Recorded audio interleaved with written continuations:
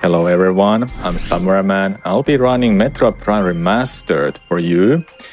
And with me is a commentator, zayloox, helping me to get through this run. How you doing? So let's get started, so we are not going to be running behind the schedule too much. Oh, I have a hard mode unlocked. Oh, nice. So we're not going to be using that for this run. Casual mode is much faster than normal or hard mode. The timer starts when I basically gain control. I can say go when the timer will start. So I guess right off the bat, let's talk about some of the version differences. The original is obviously always going to be the faster version. But Remastered still has some sequence breaks that didn't quite get fixed, though it has some tricks like the mechanic, the famous one, scan dashing is absent for this version. And, well, the timer is going to start, get ready with that, and go. So what I was about to say about scan dashing being absent, that's obviously not working anymore. There are other stuff that also are patched, such as infinite speed, that was possible in all of the other versions, even Wii version. And in this version, it's not possible to do that anymore. Basically, you get stuck in between a wall and some object like a crate, and then you can gain some speed, and eventually some weird things happen. We need to go through Frygate or Frame, just like in original 2. I must say how beautiful this game is as a remaster. It's a really fantastically made remake. Remaster, I mean. Yeah, I don't think it's running on Switch. Yeah, I don't think I ever would have expected them to do this much on a remaster, especially after like Skyward Sword HD or like Twilight Princess HD. Yeah, it's had like they overhauled the whole game, like went through pretty much like every single room and reworked it, graphics and lighting, everything is just, it's beautiful. There are a couple of things that I'm actually curious about. Why did they put the scan visor on the right D-pad instead of left D-pad, like in original? Funnily enough, actually, if you play on classic control scheme, you actually have the default control scheme. I'm not too sure why it's changed, but it doesn't mind me too much. I think somebody told me that there's a different version of this game that the D-pads are switched. They're like where the scan visor is switched. It might be that, yeah.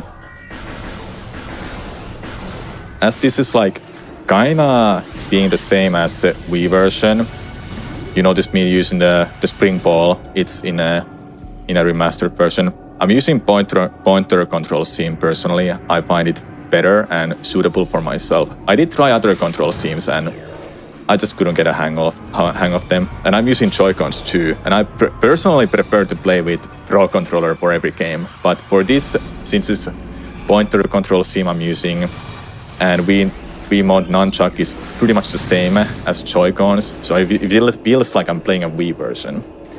So it's really nice.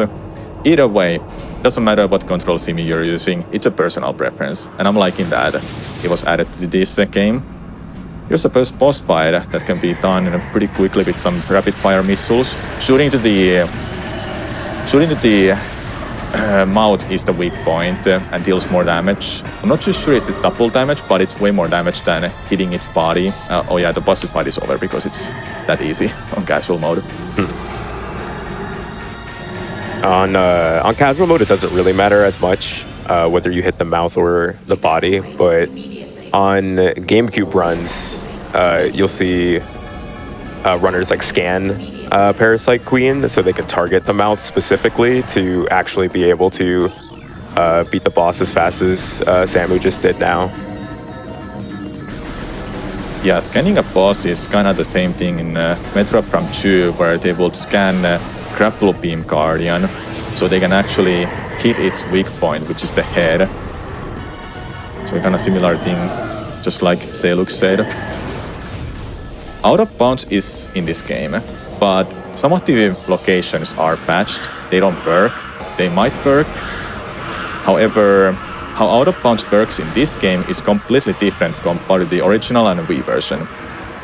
Spoiler alert, right as like I want to save it for later, but I need to explain why it's scary in this game. There is no ether. There you are in a really big risk to die in out of bounds when you go in out of bounds in this game. Meanwhile, in GameCube and Wii version, there's ether that is outside of the room, and you can actually float outside of the room, making it impossible for you to die there. But for this game, if you fall for a few seconds, you'll just die, and if that happens, I would have to restart from a last save point. There are no checkpoints in this game.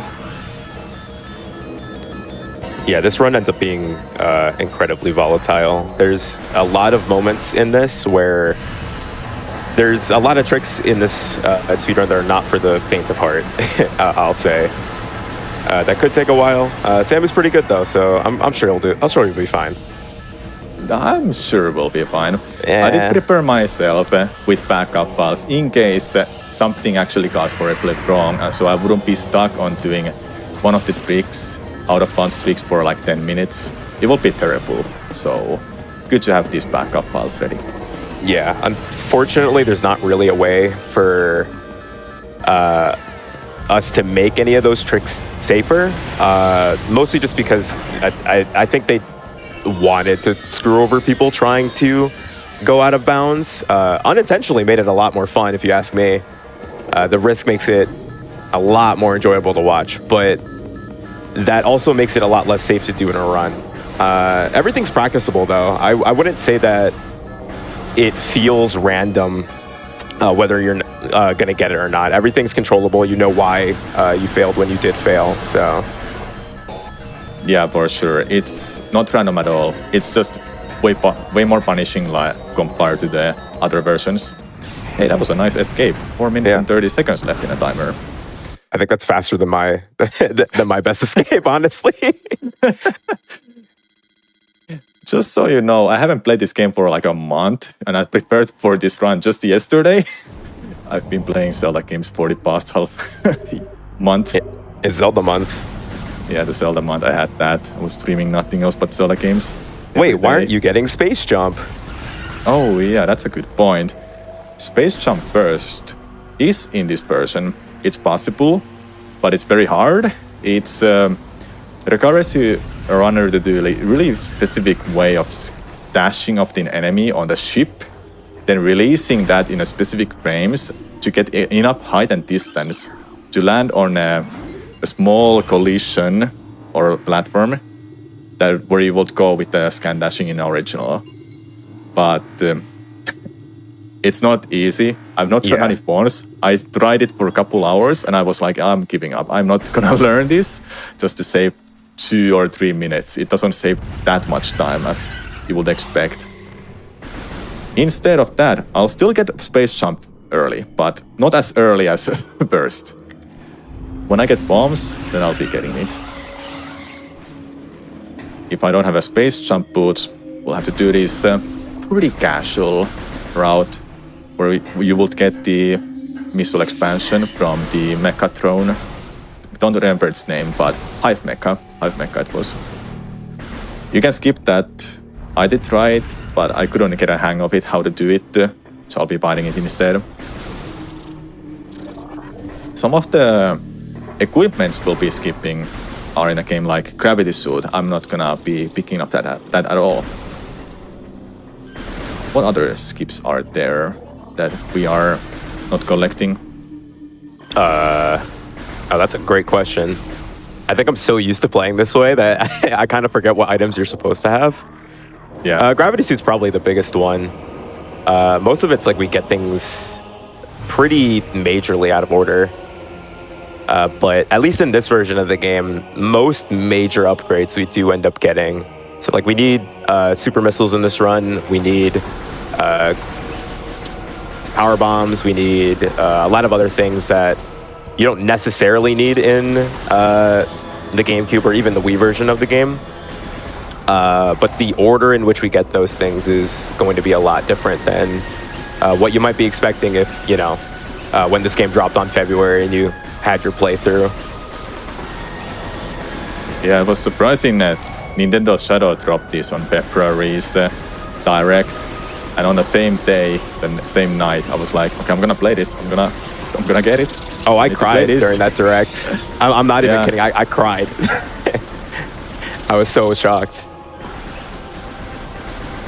A masterpiece on GameCube, being masterpieced into Switch version, remastered. Who would have thought? It's a beautiful game. In my opinion, the prettiest game on Switch. And we got a missile launcher. Casually way, the real intended way.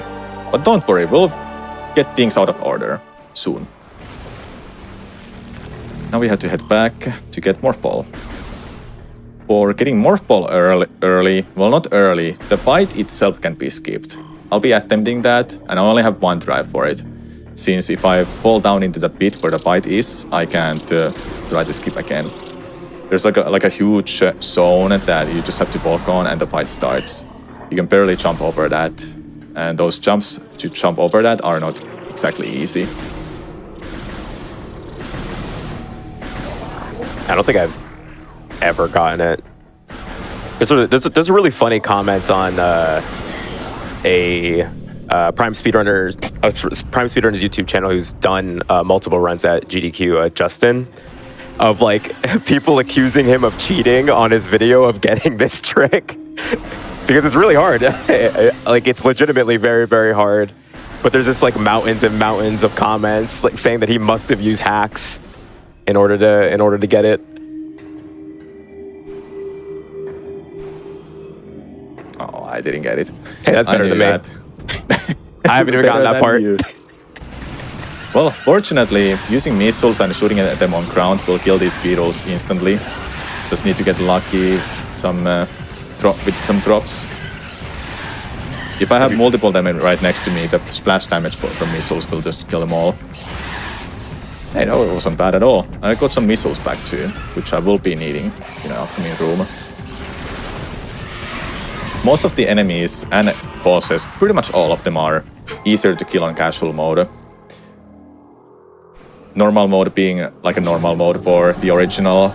Easy mode was added for Wii version, and it's called casual for remastered version. Strangely enough, on the Wii version, they kind of shadow dropped the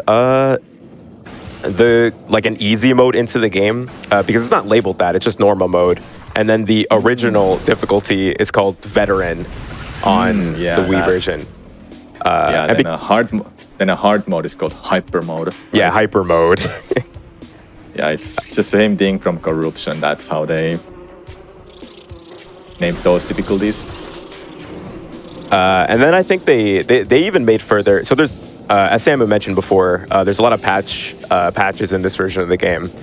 There's actually patches in every version of Metroid Prime. There is no two. There is no two versions of this game that are identical. I think we're at 10 versions of the game now, something like that.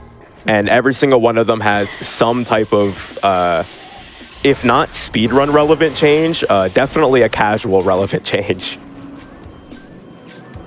Yeah, I think the original has like no invisible walls or barriers in Base of Mines. Meanwhile, that was in a PAL version from what I remember, and you have to scan that from the other side to actually take off that barrier. Yes. There's also changes that they'll make in, for example, like the PAL version that will get reverted in like the Japanese version or in the Wii version of the game. It makes it pretty interesting because pretty much every version of this game has a unique speedrun that, in my opinion, are like legitimately cool and worth doing. You could pick up pretty much any copy of Metroid Prime, and if you don't care about copying the world record, you could get a pretty cool speedrun. Yeah, I think the Wii version is a really interesting route that does block very late in our game. Yes. Which I find interesting. You will get 3 E-tanks and then go through Makmur to Ventrana without Varia's suit. Then you come back later. Yeah. And it's really interesting run. I think that's possible because in casual mode, or in the casual, or like I guess normal mode on Wii, they changed the damage scaling for heat damage So going through the mines, or not the mines, excuse me, going through Magmore without Varia is a lot easier than it is in any other version of the game. And they intentionally changed that back in this version. You can still go through Magmore without Varia suit. It's incredibly difficult, but you can do it. But I guess they didn't think about that when they were when they were changing difficulties originally. Speaking of the Wii version too, the TAS came out recently. Oh yeah, I watched that. Yeah, it was really good. Yeah, it was really good. Did it take like a month or two for them to do that? I'm not sure. Miguel was working on it for a while, from what I remember, but they released it. I want to say released it after only a couple months. It might have like felt longer than it actually took. Some people are just very talented tasters and get a lot of work done quickly. Yeah, tasking is a really interesting thing. I remember wanting to try it. I never tried it, but then it was like it might be time consuming to try to figure out all the frames, how to save time in this. Then you have to rework the whole run if something new is discovered. It's an interesting way to look at speedrunning for sure. I'm not sure if it's for me personally, but I admire a lot of a good task. And there's a lot of talented tasters in the Prime community as well. A lot of the time saves and developments that have happened in this game are because of task work. Yeah, at some point you'll hit like a human limit, then you'll have to look at the task speedrun to pick up some strats there to go even faster. But Metroid Prime is a kind of game that doesn't have a skill ceiling. People, top runners, still keep getting better at the game. Yes. I think the world record is, what, like a couple minutes fast? Like the world record on the GameCube version, for example, is like a couple minutes faster than the last time it was shown at a GDQ. And the world record, even in this version of the game, was improved a lot as well, even just between like, you know, when the schedule was made and now. Yeah. So we got bombs, and now we're gonna get Space Jump. Normally we would go to Plakra and get Varia Suit, but I'm gonna get Space Jump because I'll be attempting the famous IPPF, but I would like to call it Early Ice Beam. And if you have seen runs of this game before in a GDQ, you know that it's out of bounds movement I'll be doing. And like we mentioned before, out of bounds movement is in this game is way more punishing. We probably have some time for donations while Samura does this puzzle. Yes. Oh, absolutely. We have a $100 donation from Bash Prime and says, I still can't believe this remaster exists and got shadow dropped. Metroid Prime is a masterpiece, and it's wonderful that this game still holds up. Fiery Shore's Secret World first try? Donation goes to Runner's Choice. Yeah, Samura, you're gonna get that first try, right? Yeah, definitely I'm gonna get it first try. Then I will fall out of bounds. Hopefully not. We also have... You have time for a little bit more? Yes. Perfect. $37 from Grim, who says it's prime time. And speaking of which, chat, we are still looking to get that Pokemon Coliseum Miracle B fight. We are at just a little bit shy of $24,000 out of $30,000. And if you look at our current total, we are inching ever closer to $1 million. So Grim's donation gave me a thought. Metroid Prime, prime time, prime numbers. How about a prime number donation train? I mean, $5 is a prime number, 11 is a prime number. What do you think, chat? You up for it? I know you can do it. Sure, they're up for it. Chat's always up for it. Chat's always up for it, agreed. We also have a $20 donation from Tati, who says, had to donate during Metroid supporting a fellow Finn. Go Samu, chef. Let's get that world record, chef. P.S., and you might need to help me on this one, Samu. Yes, Torille? Torille. Torille. Yeah, it's a Finnish saying. Ah, gotcha. So Samu's going to get the space jump now. And this is, I would say, the start of what I'd like to call nobody knows what route is the fastest. So on our leaderboard, we have unrestricted, which is just do whatever you want as fast as you can. And then we also have no out of bounds. So specifically for this category, where you do use out of bounds, I think everybody who does this does essentially this entire sequence in a completely different order. From now until like about halfway into the run, all of us do something completely different and nobody knows what's faster. So this is Samu's preference though. So he's doing what's affectionately called a Spring John bomb, which is essentially just flicking the Joy-Con to get a spring ball at the same time a bomb hits you to get extra height out of the bomb jump. And on the platform that he's going to, nice, there is a force trigger that's going to be trying to push him away from the platform, but by slowly moving up, inching just like forward ever so slightly, ever so slightly, ever so slightly, he can get up onto this platform right here and get the space jump early. Yeah, just to also add there, you can't just jump right away when you have hit the wall. You actually have to jump stationary, then move forward. Yes. So they really tried to stop us, but we still can get space jump early. The funniest part about this too is that on the Wii version, there's just like an invisible wall here. Like there's just an invisible wall there, and they for some reason got rid of that and put a force trigger there. Maybe because they thought that would be more effective at stopping people from getting up there. Because on the Wii version, you can actually do the same trick, but it's a lot harder, like orders of magnitude harder to get up there. But because it's an invisible wall instead of a force trigger, the collision that Samu was standing on is not standable. You can't stand there. So you'll have to get a perfect height jump and unmorph to just clear the ledge entirely, which you can still do in this game, but is obviously significantly more difficult. Lucky for us, there's that rock making it possible, by the way. Oh yeah, I have no clue. All they had to do was get rid of the rock. I mean, I guess not, because we could still do space jump first instead. You're just never going to stop a speedrunner. It's not going to happen. Yeah. Just like make the door locked completely or something when you have a push ball.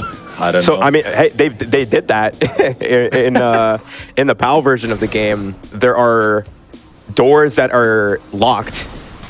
I think it's depending on what rooms you enter from. It's either that or dependent on your items. I'm not 100% sure. It's either PAL or on 1.2 North American copy that they decided to do that for some reason. I don't know. They've tried it all. They can't stop us. It's not going to happen. Someday they'll stop us going fast. Okay, I'm gonna use the save point and I'll be saving because we're gonna go for attempting IPPF, early ice beam. And it's like we said before, out of bounds is way more punishing in this game. I'll give it 2 attempts, or depending where I die in this out of bounds, then I'll start using a backup file. So we are not gonna run too far behind the schedule.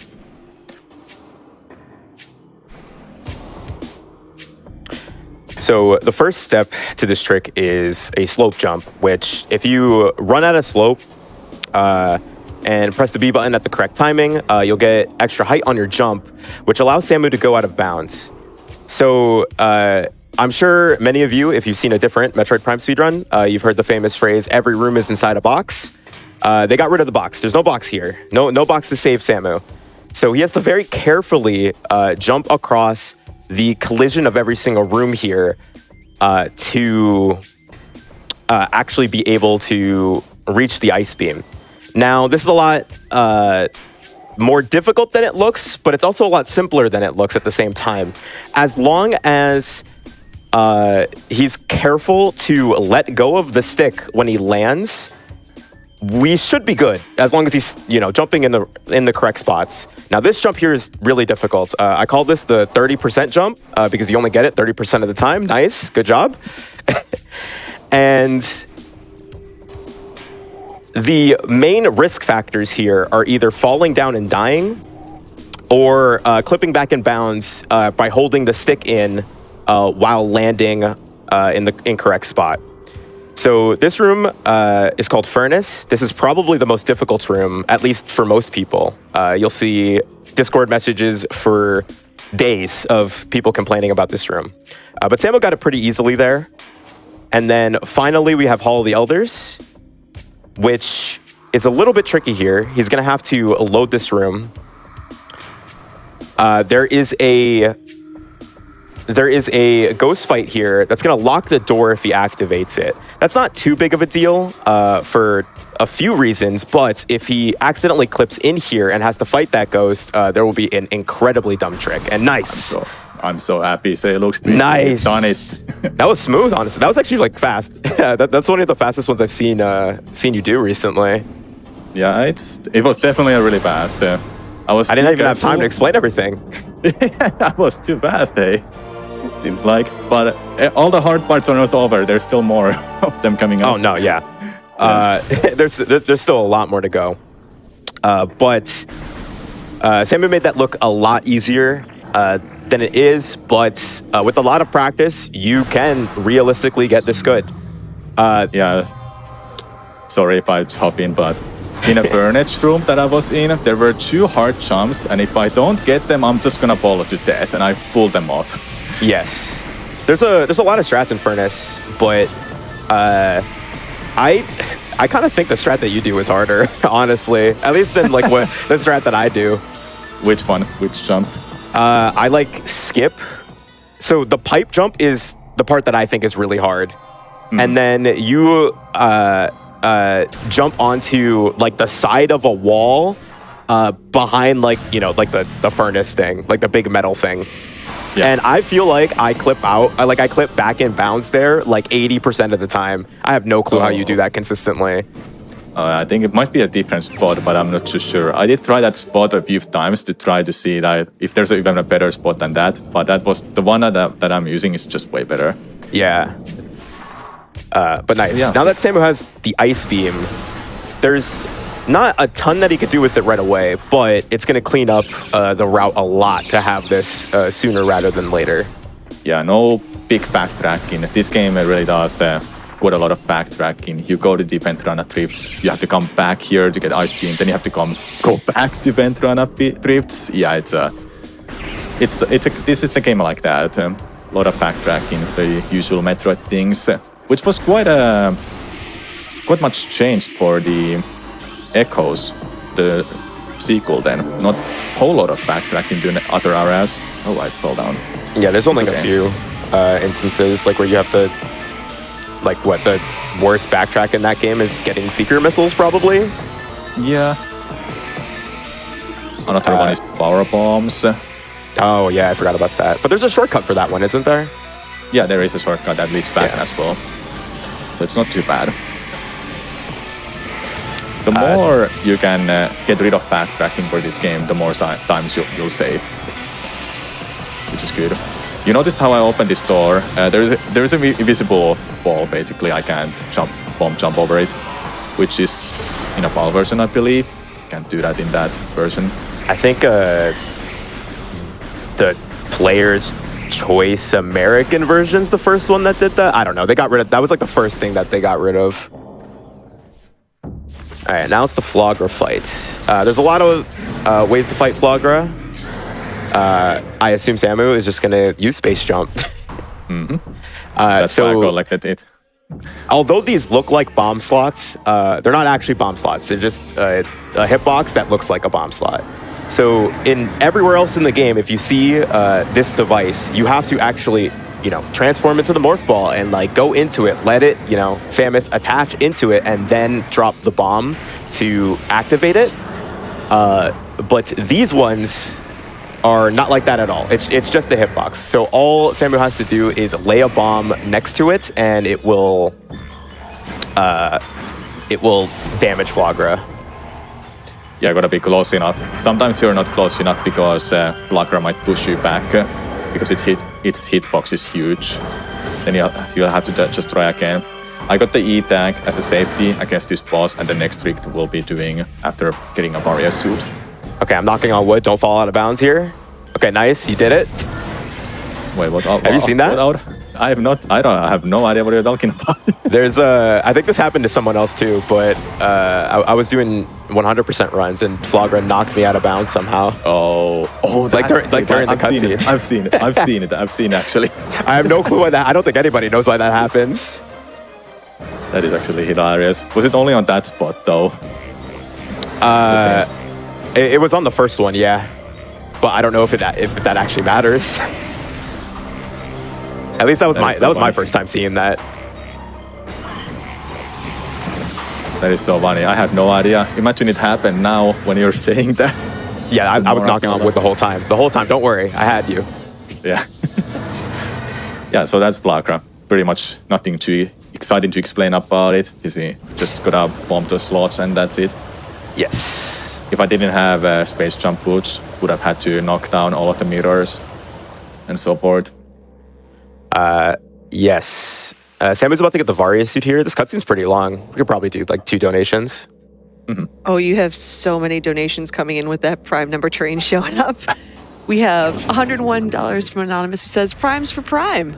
Kiwi also donated $101 and said, I was just going to donate $100, but then you said Prime numbers, so I had to fix it, LOL.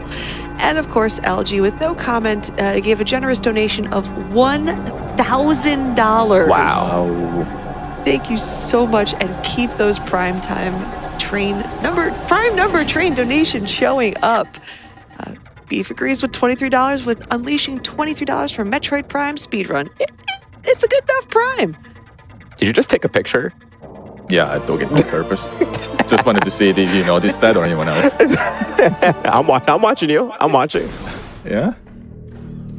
All right, At some point, at some point when I was doing some speedruns, my friend told me to take a lot of pictures, so I basically took pictures almost every single bosses, anime cutscenes and such things like that. And I think that was one of the cutscenes I didn't take a picture of.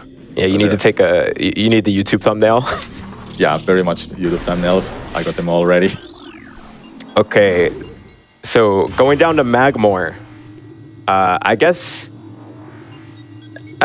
we could explain this now because during it, it's gonna while he's doing it, it's not gonna look like anything. So,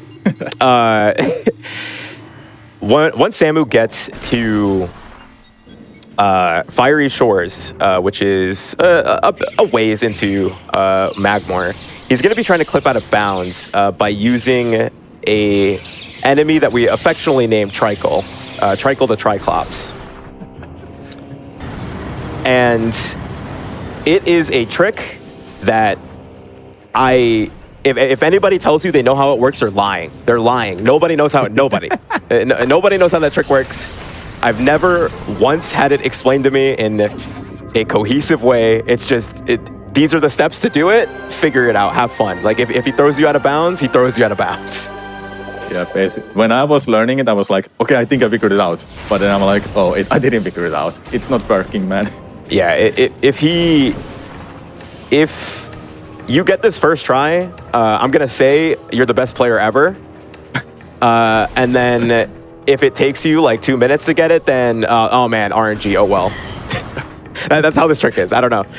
There is skill to it, obviously, but there's I think like one missing piece to it that I guess can be explained while we have the visual for it.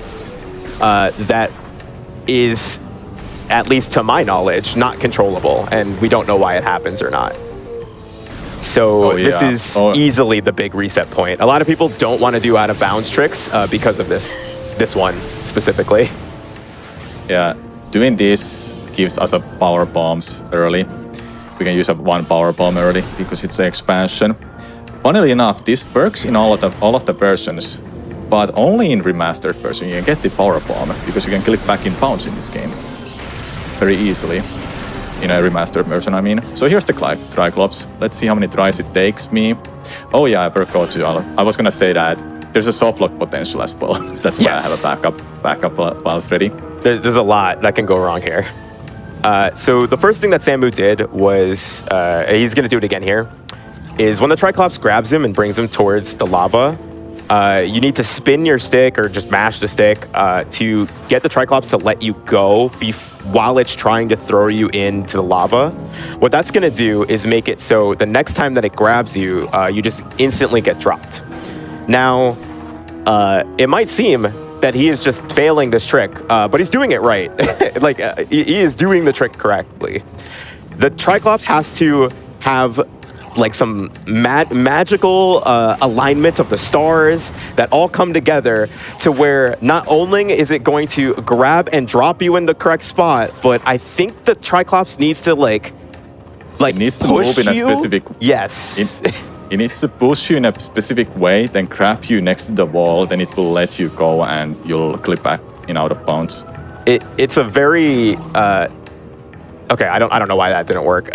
It's a very. I know why it didn't work. It's a very tricky. It's a very tricky trick. Yes. Yeah, I'll give this a try until I'm just basically dying or something. My backup pile is after this, so we're all good then. Yeah, unfortunately, this isn't something that can really be guaranteed to be gotten in a run. If he gets it, cool. But even if I practice this, I still have like no idea why this one works, why this didn't work. There's just no way I can practice to be 100% consistent at this. I mean, I'm sure if some Switch like tasking tools get developed, we could figure out exactly like why like a soft lock happens, why a clip happens, and like all the different variables. But it's just not really realistic to figure that out right now, because a lot of these situations that don't work on Switch would work on any other version of the game. So we just don't know, unfortunately. Yeah, I'm gonna be dying soon if I don't get it within like 5 tries. See, the movement is so weird. It has to grab me when it's running towards. Ooh. Oh, let's see what's gonna happen. Yeah, Trix, it's not over yet. It's not over yet.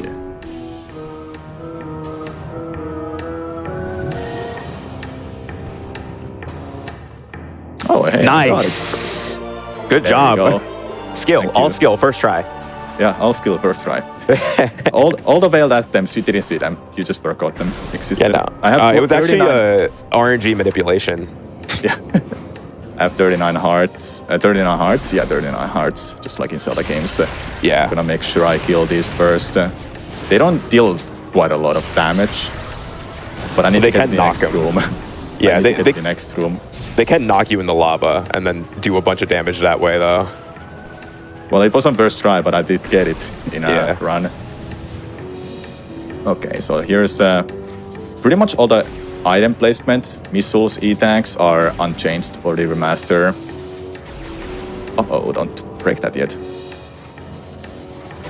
The run would have been over if I didn't get that. Could I? No, I would have not soft locked. I would have just lost time. One thing we didn't mention, I'm running on a file that has already beaten the game, and I've already scanned like all the objectives that are important for a run. I did play through on this profile for that reason. It saves quite a lot of some time, so you have all the things scanned, and the leader bots do accept that kind of run. Yeah, this is the first version of the game that has that too. I don't think that's not in Wii, right? With instant scans on New Game Plus? Yeah, I was gonna ask, was that on a Wii version? But since you asked that, I have no idea then. Yeah, I don't think so. I've never played the Wii version. I've just seen you play it once. Did I ever play the Wii version on stream? Maybe for Damageless? Oh yeah, Damageless. Well, not the Damageless, the hardcore challenge that I created for Remastered. I did Remastered, then I tried Echoes. Oh, you did Echoes on Wii. That's what it was. Yeah, Echoes on Wii. I haven't done that much of it, but I've made it past Boost Guardian. Just the DLDR, what the hardcore challenge is. Permateed, no saving, no hard, 0 E-tanks, stuff like that. Yeah, and like it says permateed, I would start over if I die. That's the DLDR of it, and I did finish that for Prime Remastered. Now I have just Prime 2 and Prime 3 left. I have It's a word from Bash Prime. Instant scans are indeed in the Wii version. good to know. Live updates. Sounds correct because Corruption has that too. That the scans are already completed. Yeah. You finish the game. Now here's the quick mini boss fight. With some troops first. Then a mini boss itself that will just power bomb, because power bombs are powerful, as the name suggests.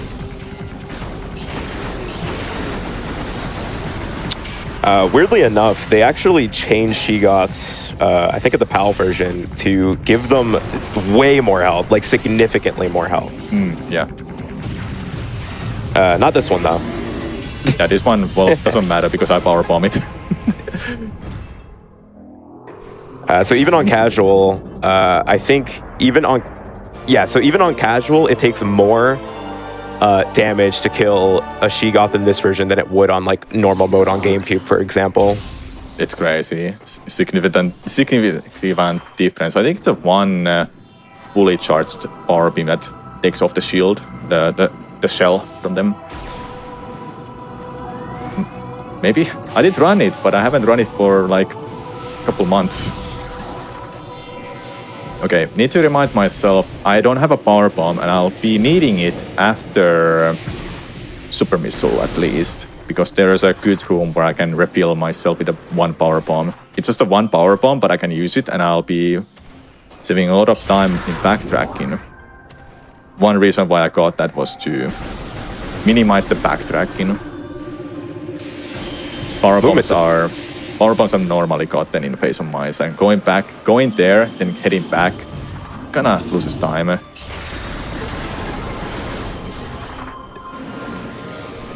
Gonna get the boost ball first, and we'll be heading, movement's about to get a lot better. yeah, in a long hallways like that. Thanks to Space Jump. I've got some. Oh yes. Some fun donation. Oh Yes. the train has not stopped coming. We have $97 from Red X Parasite, who says, I was so hyped when this was dropped in the February Direct, donating $97 for the number of minutes in my GameCube Prime PB. 1 hour, 37 minutes, which happens to be a prime number. Good luck on the run. Thank you. We also have a prime number I didn't realize was a prime number. $433 from Mott, who says prime time. Thank you so much for that. $50 from Matthias KL, who said, I heard there was a prime number donation train, so I went with 5 and multiplied it by 10. That's how prime numbers work, right? Put this towards the Miracle B fight. And chat, we still have about $4,000 before we hit that Miracle B fight. I want to see it. I know you want to see it. So make sure you're putting that donation towards your incentives.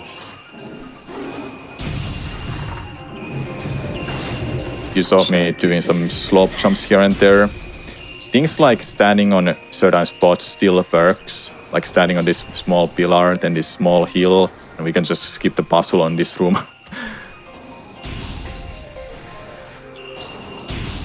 Some parts they actually did add like a push trigger and just a spot that you will just slide off, you can't stand on it. So I will have to find another way to go around them.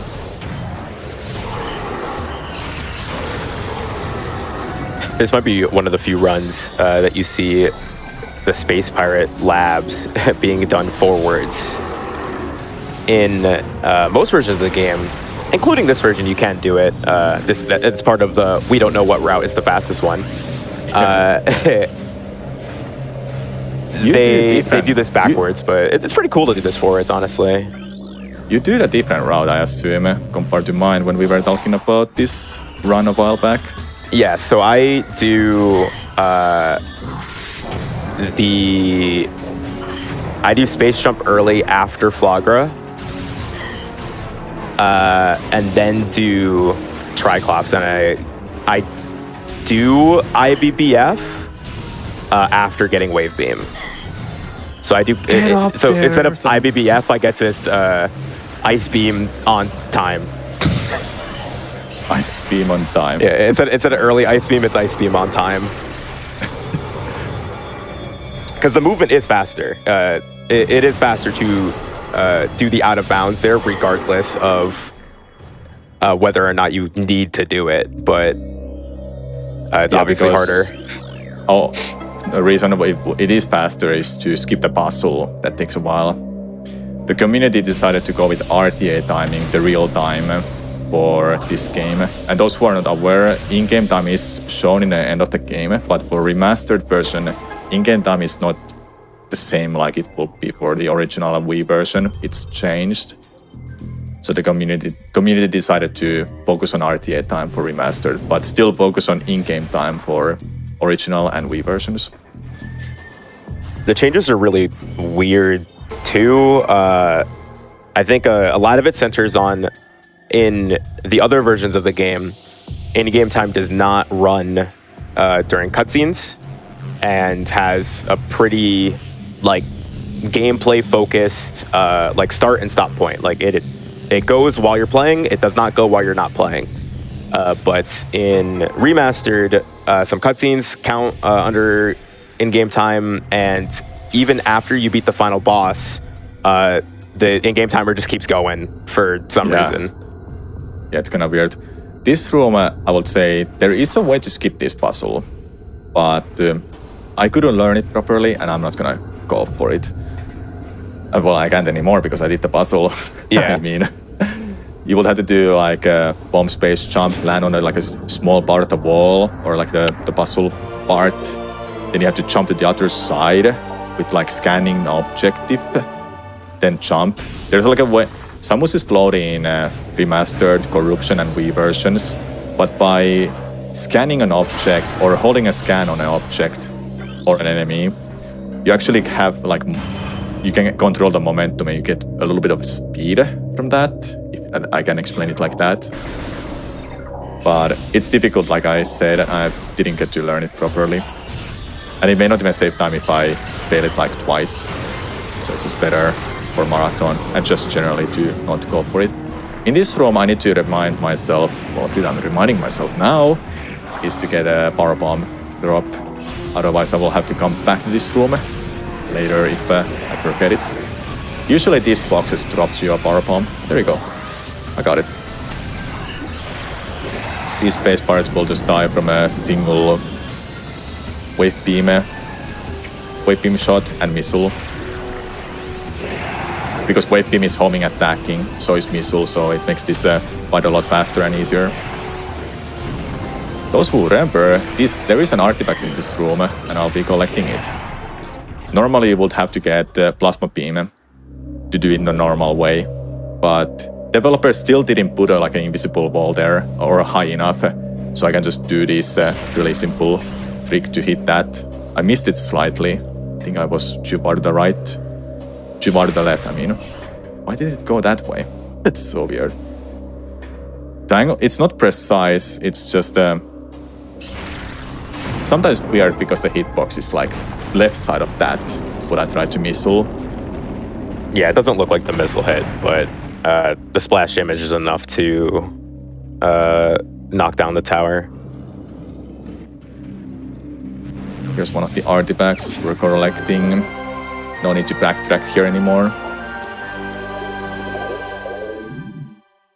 Then we're gonna get the thermal visor, which is not really needed to beat the game, but it just speeds up like Tardus fight, Metroid Prime fight especially, that is changed for this version.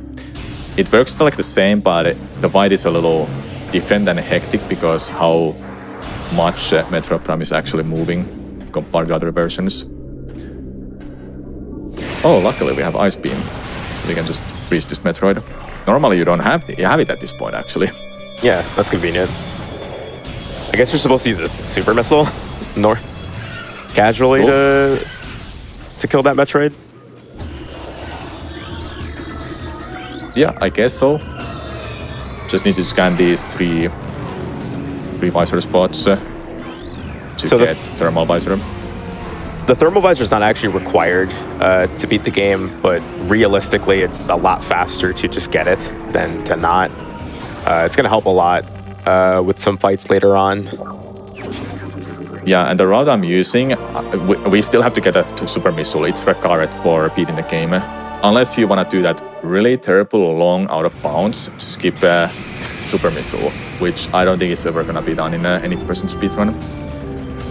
I think there's a like TAS only instant unmorph like SSJ that you can do. At least I saw a TAS of Miguel doing it on Wii, so I assume it works in this too. But yeah, there's not a realistic way to skip super missiles right now. Metroid Prime, you can stand on anything. Still on this Remastered too. I was standing on like a little small ledge there where the enemy is coming out of. I also wanted to kill it so it wouldn't push me up. It's a little bit faster than morphing and going through that. We're fighting Tardus. Seems we'll be needing Spider Ball to beat the game too.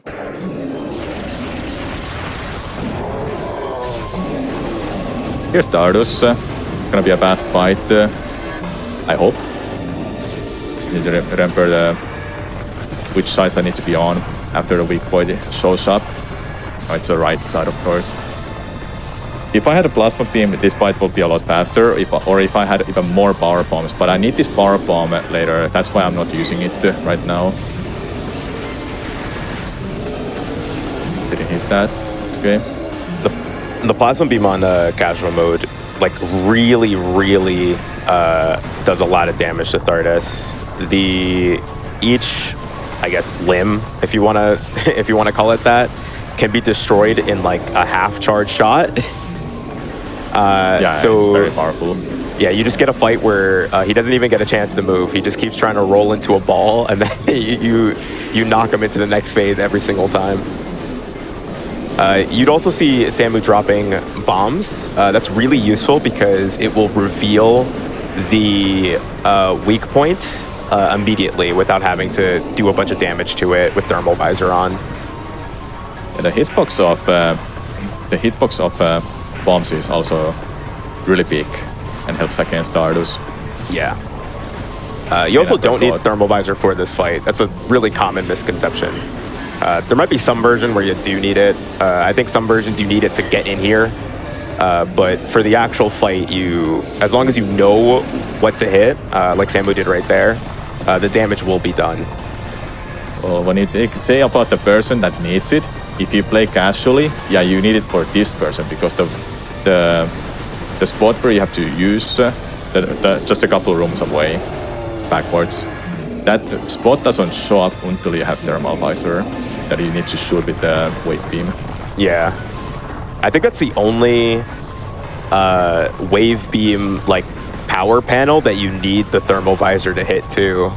They didn't like apply that to all of them in the game. It was only that one. A lot of missiles. That's not good. Well, luckily I will be getting them while all this dead is happening. Oh, I can get them here too. Yeah, I got some missiles back. If you have played on a PAL version, you know there's a missile drops for 3, 5, and 10. And on the original, it's 5 and 10 only, I think. Unfortunately, they didn't put the Echo's drop system into this game. That would have made it so. That would have made this so much better. This game only has drops that are like predetermined wherever you go. So you kind of have to. It presents a problem, especially with power bombs, because you have to know where you can get power bombs and then go to those specific, enemies to kill them for power bombs. Yeah. But in Metroid Prime 2 and 3 as well, I guess. They doesn't have power bombs. Well, I just mean like the drop system in general is changed that it gives you what you need instead of like a set drop for wherever you are. Yeah, true. The drop system would have been great for Prime. So you would have to you wouldn't have to run back to some certain room you're gonna get this drop you need. It makes speedrun routing pretty hard because we have one power bomb for a pretty long time, so you have to be very sparing with it because you can't exactly just go get another one. In a lot of instances, it's more convenient to get like a power bomb expansion than it is to get another power bomb drop. because of the way the system works. Yeah. Okay, upcoming trick I'm gonna go for. I'm gonna save for it in case something goes wrong. There's like a one part that is scary for this upcoming trick. Other than that, it's not too bad. I could save it with a backup, but let's just say the backup is something nobody should ever try to learn. Have you gotten that like consistently? I haven't tried it a little bit and was like, this is so dumb. I'm not gonna learn this. And in a speedrun, I think I will just reset if I actually fall down. Yeah, I'm gonna go for plasma beam. Normally, to get plasma beam, we will need to have power bombs, yeah, which we have actually. But grapple beam especially. You need grapple beam for this normally. This trick that is done. Obviously, this version doesn't have scan dashing and R jumps, L jumps, so we'll have to do something else instead. I'm changing to just dual stick because this makes the trick much more lenient for myself and easier.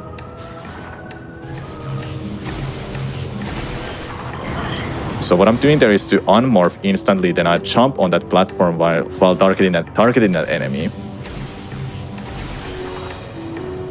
I got it nice. I changed to dual stick here because it makes it easier for me to actually target that enemy. On pointer, I can do it too, but I'm not that good at it, and missing that target will just be terrible when you get all of the other steps of that. So the backup, I will just reset on my backup file, which I just did. If I fall down, I can't fall down because the backup, like I said, is terrible. If I really didn't want to go fast, I can just do the spider puzzle, but we're here to go fast. All right, everyone. So I'll be doing a little trick to make it to the door right away. This item has probably the most amount of requirements. The power bomb rubble that's in front of that door normally is not there in most versions of this game, but they wanted to add another factor to it. So Sam is going to do a similar trick that he did before, nice, to get onto this ledge and be able to get the plasma beam early. Honestly, I told you, you're getting all these tricks. It's fine. Yeah, I'm getting them. There's just one more that I'm afraid of, and I hate that trick. That one's not like... If you were to fail it, retrying that one's not as bad as like the rest of these. Yeah, true.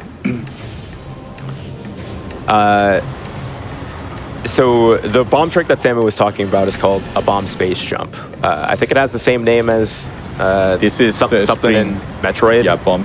Yeah, this is just called spinning space jump because I'm using a spring ball instead. Well, yeah, there's two. I meant like both of the both of the ones that you did. So there's bomb space jumps and there's spring space jumps, and essentially, if you get an instant unmorph, you are actionable immediately, and you can abuse that to get extra height on your jumps by using the jump height of your spring ball and then being actionable immediately and then space jumping after it, or doing the same thing with your bombs.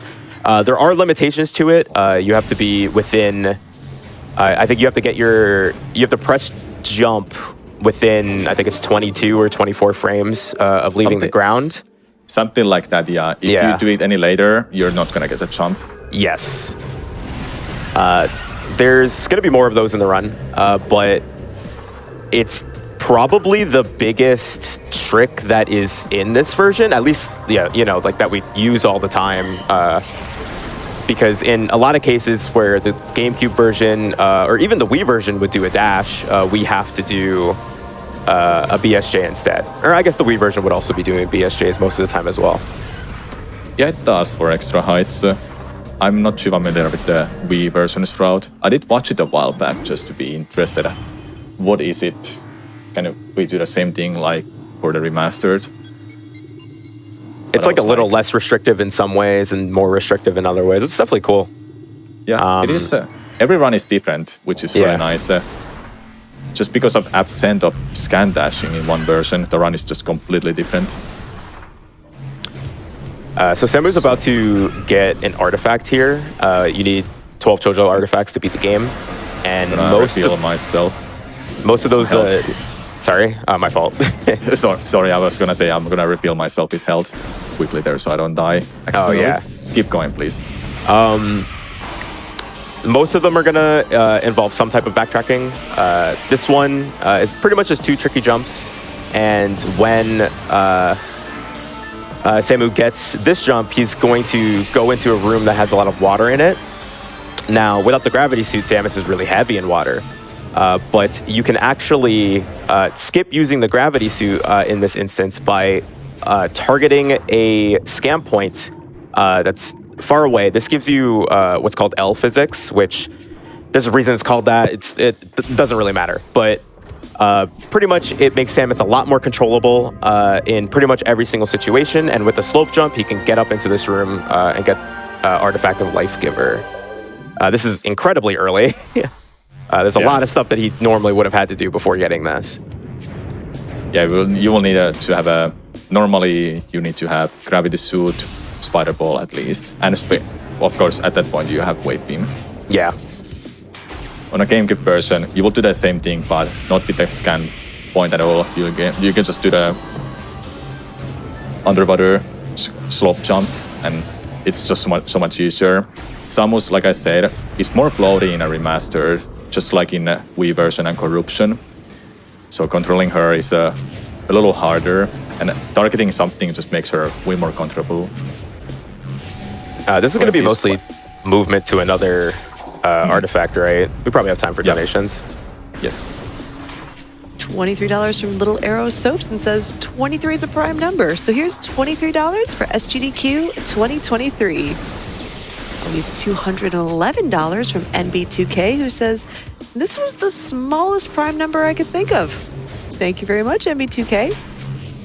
We also have the Sound Defense donating $53 and says, hopping on the prime number donation train. Good luck, Samura1man. Please put this towards the Miracle Bee fight for Pokemon Coliseum. And just a reminder, we're about $2,400 shy of getting that Miracle Bee fight. I know you want to see that fight happen, chat, so make sure you put your donation towards that incentive. Oh! Sorry. The piston got him. Listen, I didn't get even hurt there. I did no damage. Did take no damage. So this is why we need super missiles in this run, to get the Artifact of Wild. Normally, Wait, what? Oh, no, you just missed the scan? I thought I didn't break it. So I was getting ready for another super missile. So yeah, this is the only requirement for super missile in a run. This is also a requirement for Spider Ball as well. You could do some clever routing to skip it if you could get this without super missiles. I'm pretty sure many people have wondered why I just didn't get it after a Blakra. Well, glad you asked. That you didn't ask yet. We'll answer it now. You cannot bump jump any more than just once mid-air in this game. That's the limit. You can only do one bump jump mid-air. If you lay like multiple bombs in the air, only the first one that you place in the air will actually hit Samus. The other ones don't do anything. So there, I think I mentioned it earlier, there is like a theoretical pathway that you could get this artifact early, but I kind of doubt that will be viable for anything. Yeah, I like the GameCube test where it just falls down and instant unmorphs, something like that maybe. Yeah, that's what I saw Miguel doing on the Wii version. So yeah, I assume that would also work on this. I just the camera's weirdly different. Something that we didn't mention before is that so obviously Samus has a animation for morphing and unmorphing, and whenever the camera is obscured, the animation actually gets skipped. That's what we're calling an instant unmorph. This game, specifically Prime Remastered, the Switch version, has significantly more spots that you can get an instant unmorph. And on top of that, it also has partial instant unmorphing where only some of the animation is skipped, which I don't think any version of any Metroid Prime game has other than this one. And that actually ends up introducing problems for some tricks, especially like a lot of BSJs actually, where they're a lot harder in this version than they should be realistically, because you'll get a partial instant unmorph, and depending on what the frame data is, you might not be able to get the trick that you're going for because of it. So it could be a situation where that method of early wild wouldn't work on this one because of that, but someone would have to try it, and there's not really a good way of doing that. This is another soft spider ball requirement. You can skip this by doing an alternate IBBF to actually clip back and bounce in this slot and press it early. It's not faster, I don't think, especially since you have to do a really stupid trick, like a really, really dumb trick to continue your run after doing that. I don't think it will be 30 for any percent. And why it's recurrent, the peg that everyone will jump on the Wii and GameCube version, that's a slope. That's like a spot that you just slide off. You can't jump on. You can't stand on it anymore. One of the original Prime runners, T3, had uploaded a video probably a couple days after the game came out of what most people thought was standing on the peg. But what actually happened is they stood on a ghost that didn't show up yet, and got to the platform. The ghost just happens to be like idling where the peg is. That's actually funny. I didn't even know that. Yeah, I tricked everybody for like a couple hours thinking that peg skip was still a thing. Okay. Upcoming trick. One more hard trick that I'm afraid of. And it's a very small out of bounds section, just a one room transition. However, to get out of bounds is the hardest part of this. I thought I figured it out when I was practicing it for a long time, like months before this day. I still have no idea how it works. So let's just hope I'm not gonna be stuck on it too long, otherwise I'll have to boot up my backup file. It kind of feels like you either get it or you don't kind of trick, Yeah. There's not really a lot of thought to it. You just do it until you get it.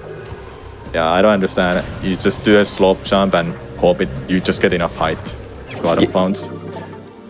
So I need to line up against the wall. I need to line up against the wall in a specific way, then I have to slope jump up there. I would say if this takes me more than 3 minutes, I'll be putting up the backup file. Or I will get it first try. No more first tries. Yeah, so Sam needs a good slope jump and a maximum height space jump here to get this.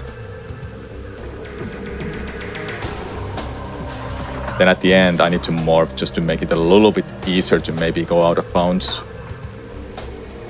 Morphing changes Samus's collision, so I guess just because of how the geometry is here, it will actually, if you're high enough, it'll shove Samus where we need her to be.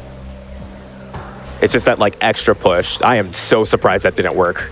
Yeah, you got scammed there. Yeah, I'm always so surprised. Something like that is so close and it just doesn't make it. Even that, and it doesn't make it. That one was surprising too. Same with that one. Okay. We're getting there. It's RNG manipulation, guys. Don't worry.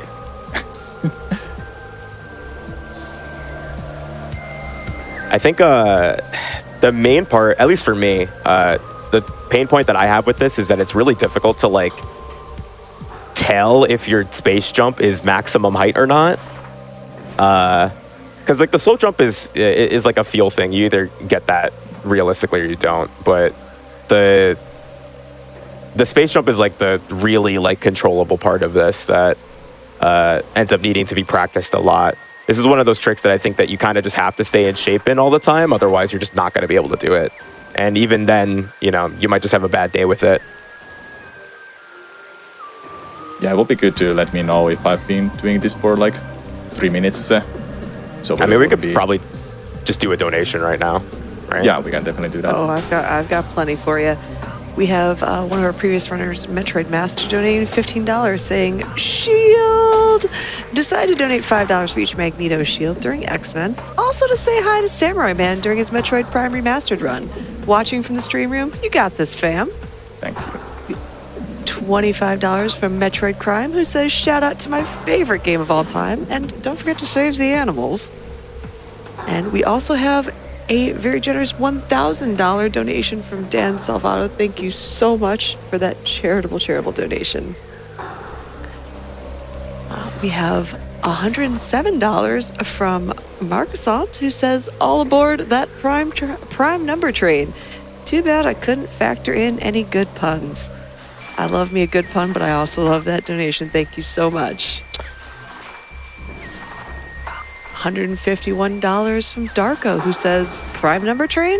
Well, 151 is my favorite prime number. What's your favorite prime number, Chef?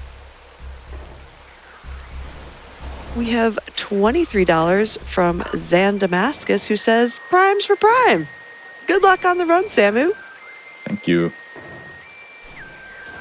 We are getting $25 from Shintera, and with their donation, they say, "Let's go, Samura1man," donating to see this beautiful new version of my favorite game of all time, Blitzed. $88 from Sigma Angel, who says, "I'm primed for this run of my favorite game of all time." All right, nice. Samu got it. Nice. That was the first difficult part. The next difficult part is this jump right here. Nice, good job. All right, room transition.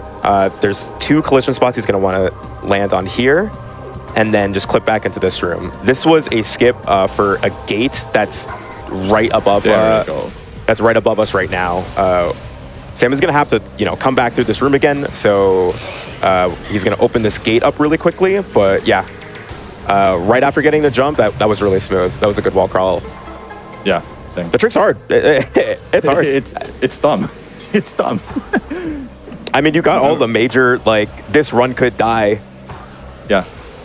I guess I didn't need to get the backup files at all. I should have just not made them, eh? Yeah. Didn't even need to make them.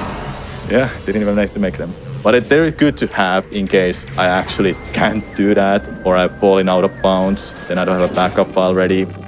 Then what do I do? There actually weren't any backup saves. Samu was just being really humble. He was that confident that he was going to get everything. The real backup save is the friends we made along the way. Exactly. Yeah, just like the One Piece. Okay. If you wondered why we just didn't jump over the gate, well, glad you asked. Yet, you didn't ask that. There's an invisible wall. Obviously. They love those. Yeah. Or a push trigger, something like that, but you can't go over it. I think that was the second change they made, was putting an invisible wall on that gate. They wanted us to respect their gates. Yeah, Their first 2 changes were invisible walls. So Samu's gonna do another bomb space jump to get out of here. This is one of those bomb space jumps that's a lot trickier than it needs to be because of that partial instant unmorph problem I talked about. Oh look, just got one. I just didn't get the jump. This trick saves a lot of time. I can't remember what it is off the top of my head, but you have to climb up the room, fight a bunch of ghosts, watch a cutscene, and then you're able to leave this room if you don't do this trick. So it's definitely worth it, even though it's tricky. Yeah. Having that cutscene, the fights, just takes a while. The tricky part is just having the right angle here. Yeah, you need your camera to be kind of... It's a weird wording, but the camera needs to be stuck in a position. That way when Samu bomb jumps, it's going to be obscuring Samus, just like that, and he can get the jump out of it. Every single time I start to explain something, you just get it. Don't have time to explain. Finish this explaining, hey. You gotta be faster, man. You gotta be faster at explaining. I already talk too fast. Hey, thank you for being here and helping me with this. Oh, thanks for inviting me.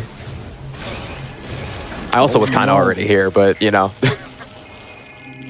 So coming up next is Phase on Mines. This is probably one of the hardest parts in the game to route into the run because it's kind of a difference in ideology, maybe like what you think is fast, what you think is worth it. Because you could either do a one-trip Phase on Mines, like Sam was about to do right now, or you could do in two trips. Yes, yeah, you do two. Both are, again, part of the we don't know what route is faster once again problem. There needs to be a lot of timing and testing. A lot of the runners for this game are interested in a lot of other things. There's a lot of there's a lot of patch stuff that you have to deal with when a new game comes out, so it takes time to develop it. But in this room, main Corey, Samu, is doing a couple jumps here to essentially skip going through the underpass where you're supposed to go your first time here and go to this top door that's normally only accessible after you get the grapple beam. Now, there's a few ways that you can do this room. Samu's preferred method is using L physics to extend, get the full speed of Samus's jumps to get onto each of these ledges and then do a scan dash onto the grapple point. There's a BSJ that you can do here. There's actually like 2 or 3 BSJs that you could do here. There's a lot of methods. It's mostly just preference. I think they're all kind of harder than they need to be honest. I prefer this method because I like slide on that, and I think it gives the better chances. And either way, it's like a personal preference. Yeah. If I don't target that object there, I wouldn't be able to make it there because how floaty Samus is, like I explained. Same thing with this part. Oh, if you're wondering why the pirates are just like hanging out, just chilling, it's their day off. It's a Friday. Nobody wants to work. I'm just failing this. Hey, I've done all the hard parts. Let's just fail all the easy parts. I think this is hard. I think this is hard. Okay. I mean, like, your run's not gonna die. Sorry. Oh, yeah, it's not gonna die. I just need to do a specific dash there. Oh, there you go. Just a regular dash to get enough distance and make it up on that. Yeah, so dashing is still possible in this game. You have to do it on the combat visor by targeting onto an enemy. And then you're really limited with the speed. Like, you don't get the same speed like in original. There's a lot of reasons for that, but it was one of the changes that they made on the PAL version of the game.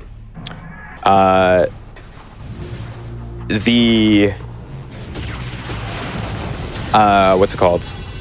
So the grapple beam, unfortunately, is going to be necessary here. Thankfully, if we have an early power bomb, it's not really out of the way to get this. So even if you could skip this with like some crazy skip, I don't even know if it would be worth it, honestly, because of the way the rest of this route works out. No, if you wanted to skip grapple beam, you would have to do that wall crawl to get to the artifact of whatever it was called in a Pentrana set. Artifact of Spirit? Yeah, Spirit. Yeah. That's the red wall crawl. Well, there's a theoretical... Okay, wait. There's a theoretical...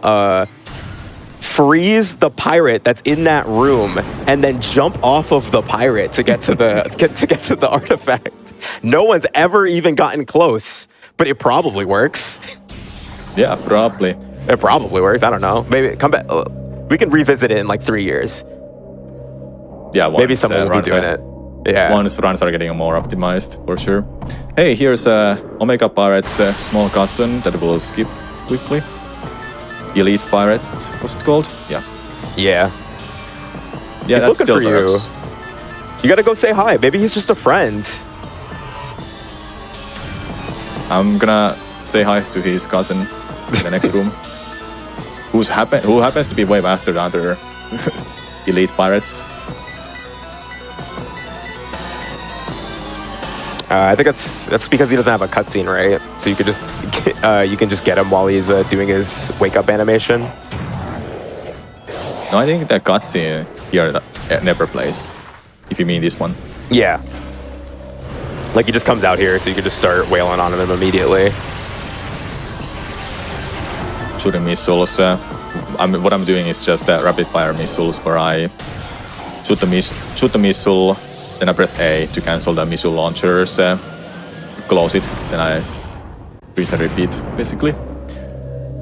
All right, powerbomb maze. What kind of maze we're getting?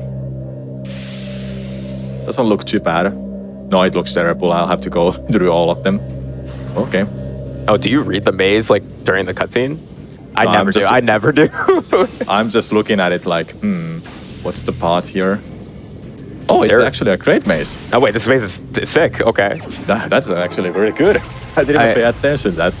I think the fastest maze you could get is like each one of the 4 little like domes is considered a square. I think the fastest one you can get is 15. That might have been close. That might have been like a 17 or 18 square. Because this is remastered version, I think they added more solutions to that compared to the original that had like 300 solutions. This might have more, and I'm not too sure. Some of those maze solutions I've just never seen. I think Claris had mapped out all of the original solutions, but I don't think anybody has like the maze developed that further. All right. If you're talking numbers, I have a couple numbers I can send your way. Yeah, we're going through the base of mines to get to the next boss fight, so we'll pre for donations. All right. $31 from Hirudin, who says, spent too much time making sure 31 was a prime number. Thank you to runners, staff, and MSF. And we have an anonymous donation of $2,003 with the single comment of Prime. Thank you for that, Anonymous. We have $20 from the Doodle Abides, who says, fun fact, 2 is the only prime number. That's even. So here's 10 times $2 for my favorite game.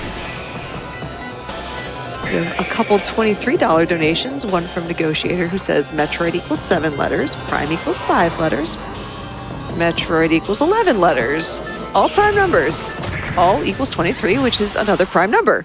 Here's your $23 donation. Procrastination, I like that name, also with the $23 donation, saying in honor of the Metroid Prime trilogy, here's $23. The smallest prime, that's the sum of 3 consecutive primes, 5, 7, and 11. Chet, you are very good at math. I am very impressed, and thank you so much for those donations. We also, I noticed, had another anonymous donation with $505 saying Metroid hype. We have $25 from Gulo, who says, had to donate during Metroid Prime. Huge Metroid fan and love to see the game handled with finesse and skill. Let's get to $1 million tonight. Again, we are getting so close to that $1 million, but we're getting even closer to that Miracle Bee fight. We are just over $2,000 away, and if you want to see that fight, and it's going to be an amazing fight, make sure to put your donation towards that specific incentive. Struggling a little bit in the phase on. Yeah, I can't jump, man. Oh, the Metroid. Okay, this room's tough. They're after me. Okay, can you get the slope jump? Yeah, okay, you're safe. You're good. Yeah. Thermal visor will be a lot better there, but because of the motion blur the thermal visor has in this version, it's not too great to use it with helping to go through those dark rooms. So I'm using X-ray instead. Yeah, a little bit too much motion blur to my taste, honestly. And everyone stays most likely. I would ask you to turn it on, but I don't want to look at that, so. Oh, you mean this? At least you didn't move around. Yeah.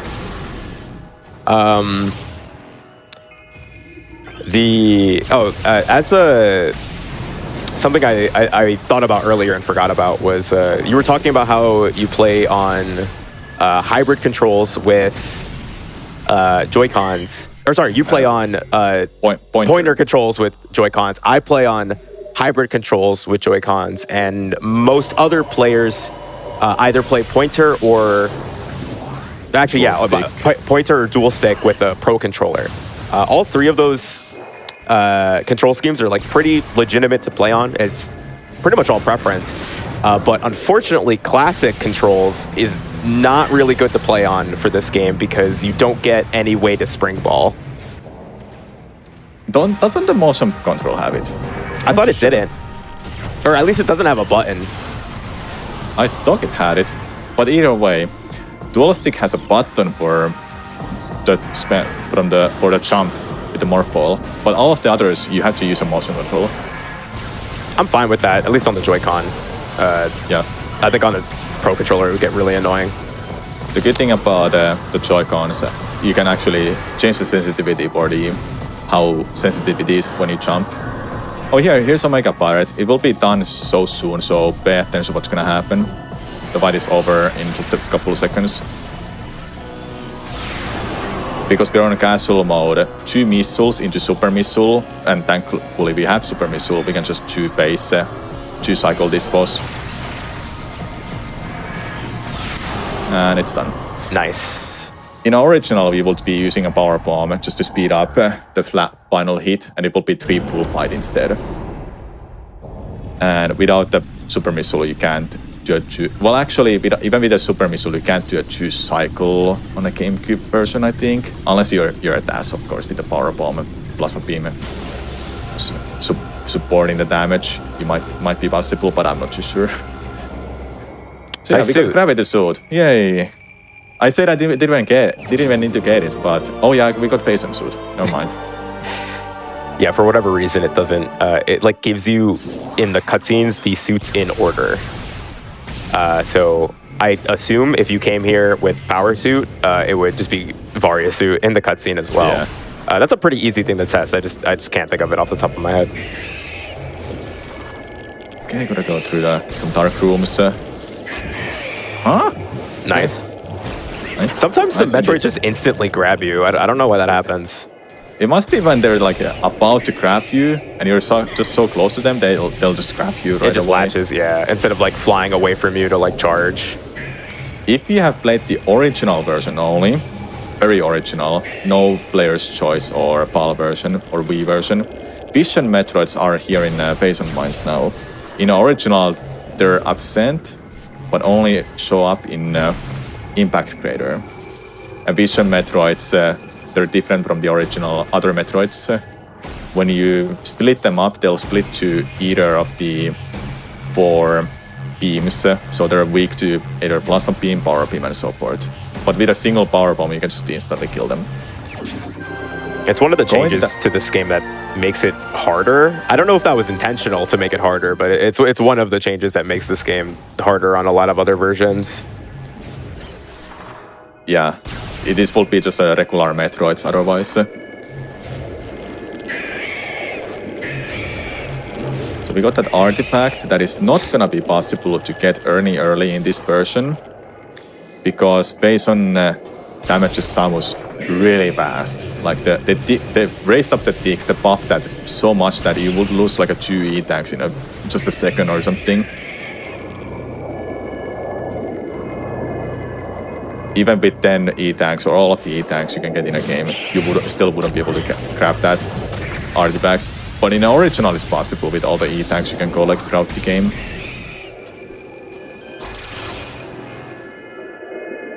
Trying to collect myself a power bomb if this one is gonna drop one. These are random drops. Hey, I got one.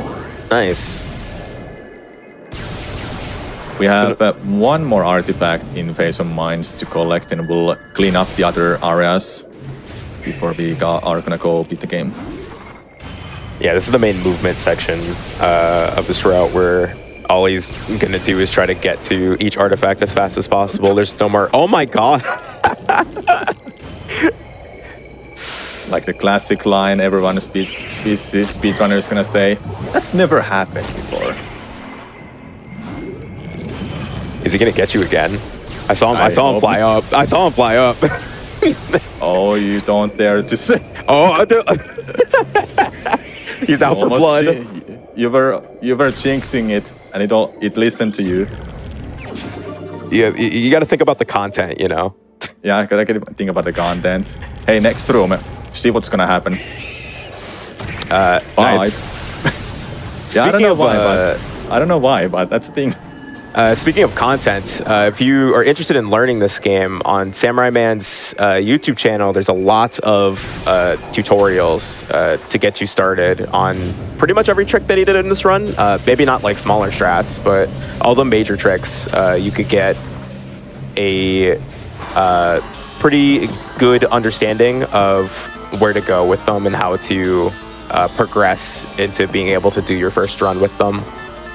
You don't even have to go for all of the hard strats. Just knowing the general route, it will be good to get started. Then you can just start adding harder strats into your run once you get better at the game. That's the great thing about this game is that, like, because movement is so important, you can kind of just like add in whatever you want when you want, and you're always getting better regardless of what routes you're doing. As long as you're playing the game, that's all you need. Just enjoy the game. Yeah, have fun. That's the important part of the speedrunning. If you're not having fun with the game, why bother then? So next up is gonna be Artifact of Warrior. This room in any person speedrun for original will be really terrible. You wouldn't have a spider ball at this point, and you would have to use a spider track. You would have to use a spider track like collisions to jump on. Then make it up there without the spider ball. Ah, don't drop down. Not yet. I need to move this because I'm gonna head back. You kidding me? Get off my way. I'm doing a speed run, Metroid. They're coming I jumped for you. and it grabbed me. That's new to me. They said it's called Metroid Prime, not Samu Prime. All right. This trick's cool. You remember this room? Oh yeah, you probably don't because we haven't even been in this room. I wanna kill this guy first, but he has to come over here. Can you stop dodging? Or whatever, I'm gonna try this. There's a rock that I need to just jump, just need to go through with unmorphing in a specific way. I kind of looking like this kind of angle. I don't know how does it work, but it just sometimes works and sometimes doesn't. You wouldn't soft lock here if you try to... Did I get it? Yeah, I got it. Yes. You just clip. Awesome. Yeah, you just clip like that. That collision is really thick. It's hard to get through that, but that's just like a spot where you can unmorph and just magically get through, which is awesome. Here's a base on the Elite. I think it was 18 missiles on casual mode and it will die, but I have only 15 and I just need to finish it off with a plasma beam, which is awesome.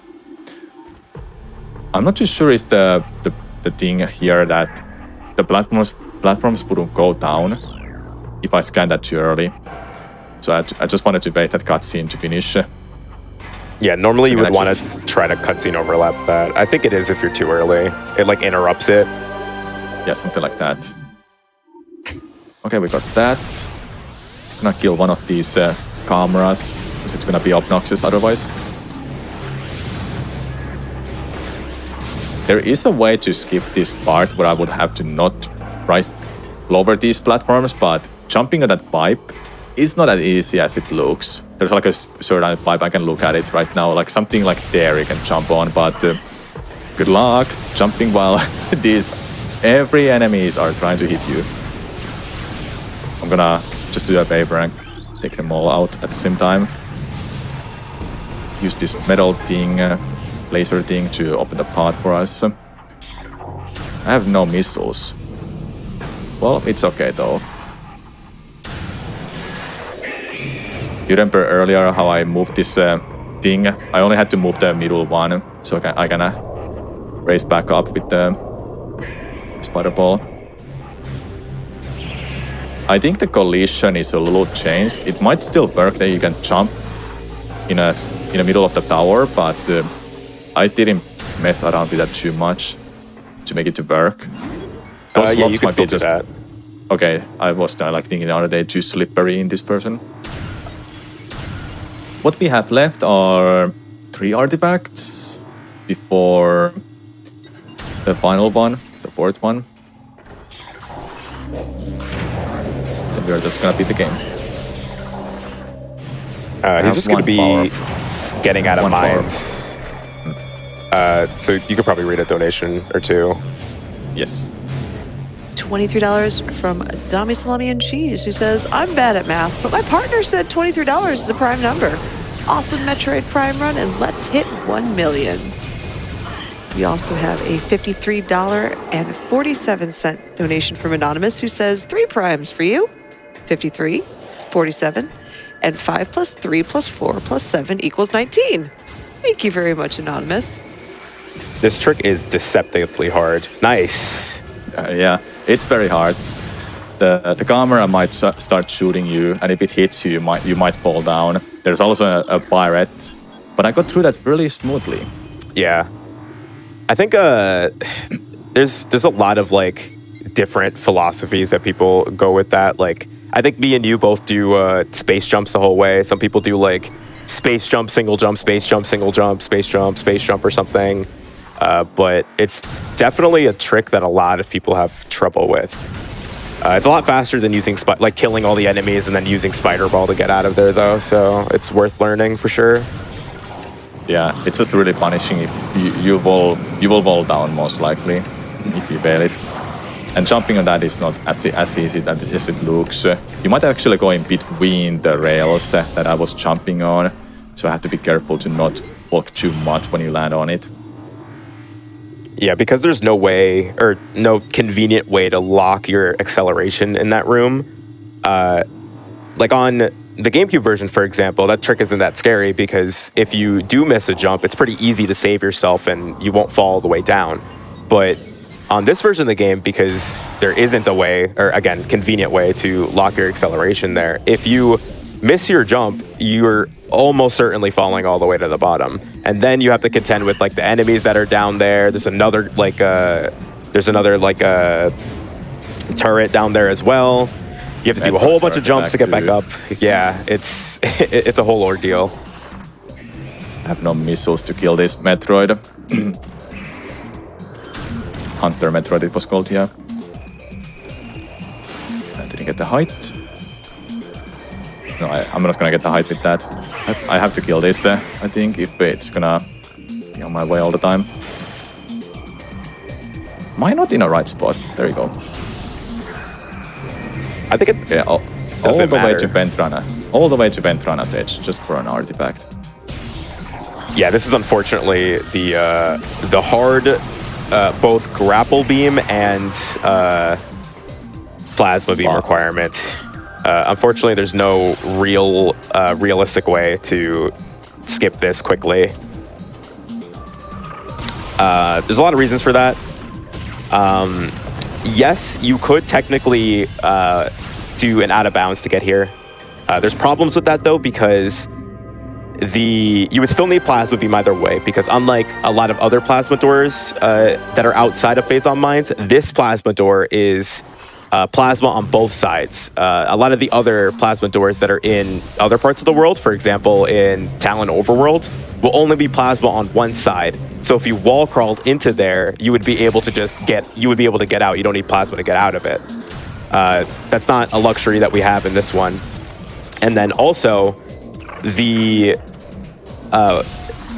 a power bomb requirement there that you would need either way. And then there's also a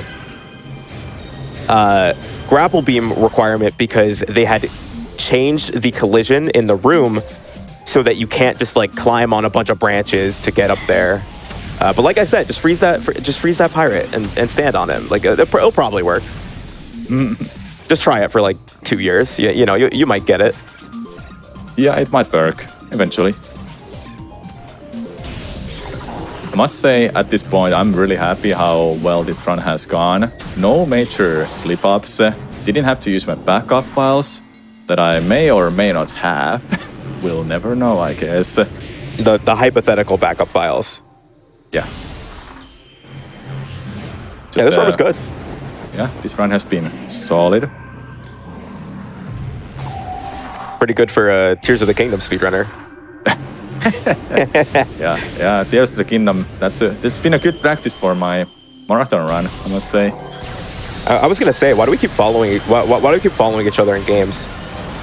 We both played TP, then we both played this, and now like both playing Tears of the Kingdom. What's happening? TP is Twilight Princess, for those who don't know. Yeah, Twilight Princess. We're just following each other. What about Mario? Are you gonna follow me there too, eventually? Are they gonna make an Odyssey too? Perhaps. I'm sure there's 8,000 rumors about an Odyssey too. Yeah. Yeah, we'll see. I haven't even played the first one. So there's another Powerbomb. Oh, this is an early game cutscene that we're finally watching now. Yeah, hey. I got the boost ball, then we just dipped to the other part of the Pentarana Drifts, and this cutscene will play now basically. Ridley? Yeah, what? Ridley. So this is the other plasma beam requirement. In the GameCube version, you could use a trick that Samu had mentioned earlier called infinite speed to get this artifact early. But since that doesn't work anymore, you just have to get the plasma beam and find some way to backtrack to get this in here. But thankfully, it's not that out of the way because of the other, backtracks that we're also forced to do. Yeah, routing-wise, this works fine. Is it the fastest? That will eventually be found out when this gets more optimized. Right now, this is like, I think, one of the fastest.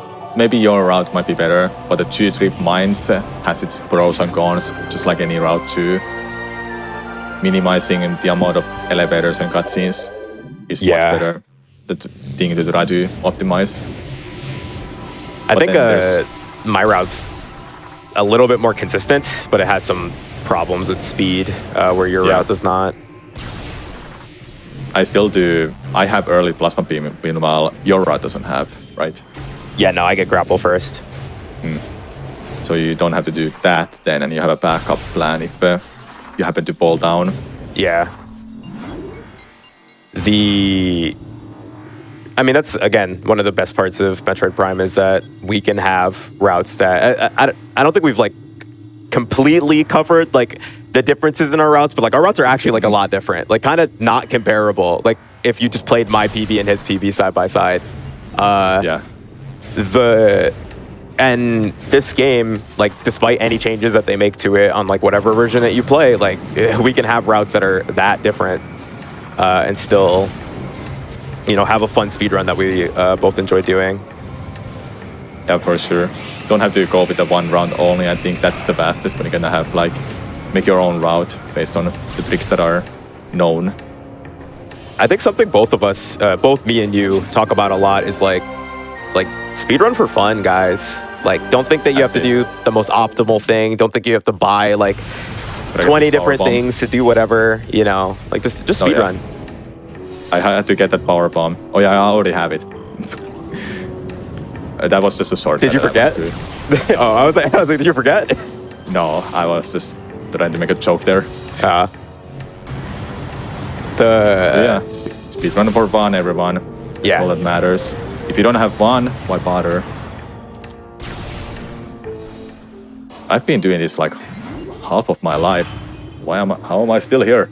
Oh yeah, I'm almost at half my life too. I didn't know that was a lore drop in the interview. I didn't know you started speedrunning in 2008. Yeah, that was a long time ago when I think about it. I just found Metroid Prime speedrun. I was like, I'm gonna try this myself. I guess I can do it. Looks hilarious, fun. Then I just tried it. Yeah, I started speedrunning in 2012, and like you were already like a pretty popular speedrunner by then. By then, yeah, Twitch was growing. I was running Sunshine at that point too. I had a rivalry in that game too, just like in Twilight Princess and other games too. Yeah, I've been running too many games, so people may recognize me from another game, but never have seen me run other games then.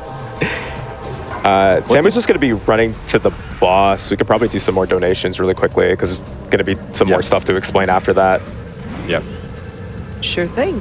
We have $5 from Captini Swola Oh, geez. Swola Somu, who says, come on, Samurai Man. Greetings from Finland, everyone. Cha, cha, cha. $50 from Metal Rose, who says, so happy to see Prime Remastered at SGDQ. This whole trilogy is so near and dear to me. Respect to Samurai Man for using pointer controls, too. Philberg also gives some love with $50 and says, Samurai Man is one of my favorite runners. Let's break 1 million. If you've guys seen any other Prime speedruns, you know this loading zone is really long. This door also takes a little bit longer in this one, but it's a lot faster. And it's a big room. Yeah, it's a big room. It's a big room. So we haven't mentioned it before, but they actually made every loading zone in this game instant. Once you shoot the door just opens and everywhere in the game. That's the only door that takes time to open now. It's honestly pretty impressive that they were able to do that with how loading works, or with how like complex the loading is in this game, but it's a really nice feature to have. Okay, Metal Ridley time. In the original version, you will just use a boost ball to get rid of the flying base. But it doesn't work on a Wii version, as well as on this version. Boost ball just does no damage against Ridley. We'll have to fight it normally. I'll try to see if I can get this shot. I did hit it, nice. Nice. I try to line myself up there and try to like shoot it at the right time. Really, nice. If you've only played the North American version of this game, the original North American version of this game, you will also probably see some attacks in this fight that you've never seen before. That's because they actually, they in the PAL, I think the PAL version was the first one that they changed Ridley's AI and gave him new attacks. Like there's new patterns that happen. I guess I don't know, maybe they ran into like some crunch when they were doing this fight originally. Didn't feel like it was done, so they added more to it later. I'm not really sure, but it's I can't decide if I like this fight or not, this version of the fight. This is not like that fast right now. Can't really do much to speed this up. I just need to hope that Ridley is gonna come back to the ground and doesn't start flying. I'm hitting these shots at least. The hitbox is pretty huge for Ridley's weak point. Please don't fly away. Or fly? Yeah, Well, I think you have to get. it. I think you have to get his health like just under the M to start the second phase. Something like that. Yeah, it's a great fight. Yeah, it is great. Fortunately, there's gonna be some interesting strats that are not done in a GameCube version, because GameCube version can just rapid fire missile instead. We'll be using Ice Beam to damage Ridley. It's way more DPS. It's a slow DPS, but it's actually more damage against Ridley than Plasma Beam for some reason. Yeah, he's actually weak to ice, which is like the opposite of what I think most players expect. Missiles will be faster, but fully charged Power Beam does no damage to it. Doesn't weak it. That's an extra attack you may have not seen, that jumping ground pound.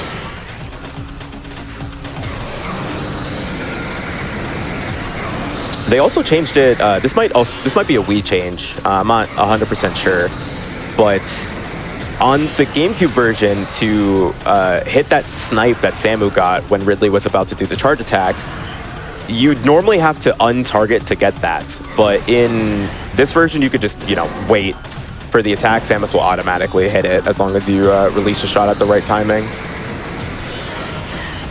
I knew I was not gonna deal enough damage there, but I had to try to go for that. Are you kidding me? Unfortunate. Yeah. Come on, Ridley. Nice. Oh, it was just one hit away. Nice though. Just Metroid Prime left. One long long fight left. Yeah. We're going to fight against the name of the game. Unbelievable. The Metroid Prime. Now when we're going to Impact Crater and we're gonna head to the final fight, I will try to just shout out pretty much everything at this point so we can head back to the next run after this run is over. At this point, zayloox, I want to thank you for being here and commentating for this run. You've been really awesome to work with for this. Aw, thanks. I want to thank GDQ for having me for this marathon. Thank you so much for having me and this awesome game that I started speedrunning with. I want to thank my family, friends, and support for supporting me throughout the years and supporting me for this for these speedruns. Then my community, my beloved community that is around in my Twitch streams, YouTube, and so forth, supporting me as well. Thank you so much. Wait, you could slope jump up there? Yeah, you can. I didn't even know. I've been doing an SSJ this entire time and crying every time I fail it. What? Well, okay, sorry. Okay.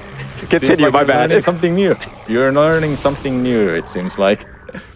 My jaw dropped. Here's the one thing that I really love of this remaster.